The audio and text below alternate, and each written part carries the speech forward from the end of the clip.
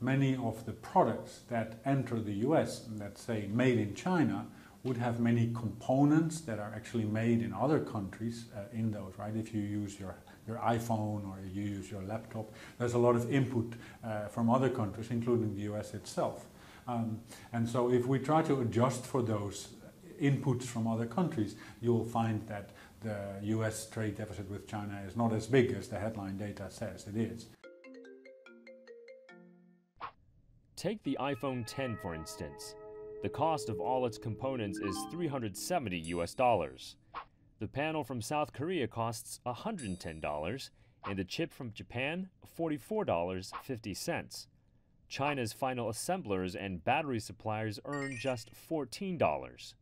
The iPhone X retails at $999, which means that Apple, the brand owner, and its distributors rake in $620 per unit. To do the math of China-US trade is to enter a minefield of complexities.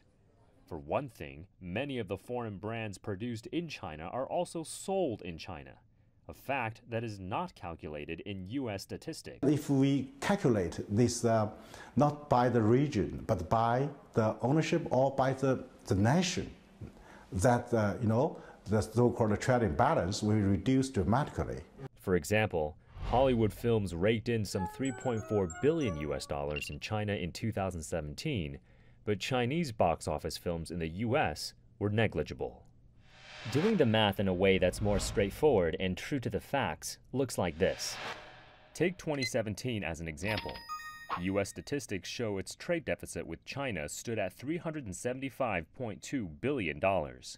China, however, claims that the US has overestimated that figure by around 26%, and that it's actually $275.8 billion.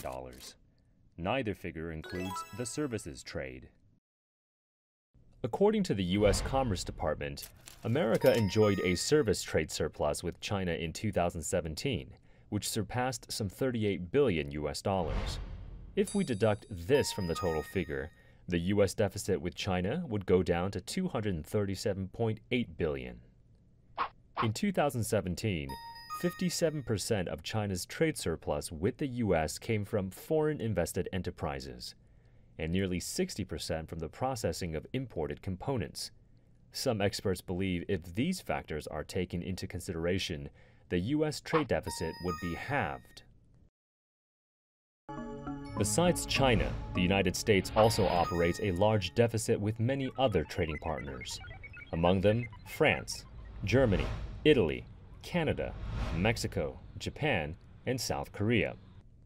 Experts say that if the US reduced its trade deficit with China, it would increase its deficit with other countries since the demand is there.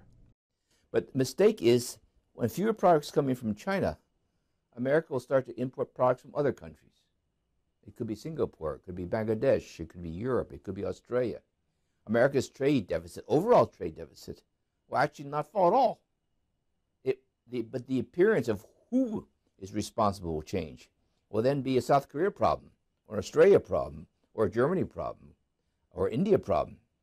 But that's why the solution lies really within the United States itself. China's high profile as an assembler and exporter that makes it vulnerable to finger pointing.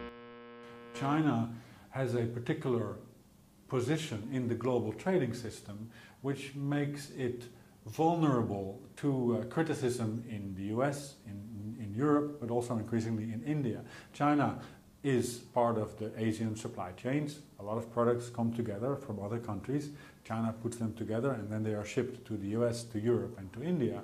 And so China runs large surpluses, bilateral surpluses with the US, with Europe and with India, even though it runs bilateral deficits with other Asian countries and with some other countries.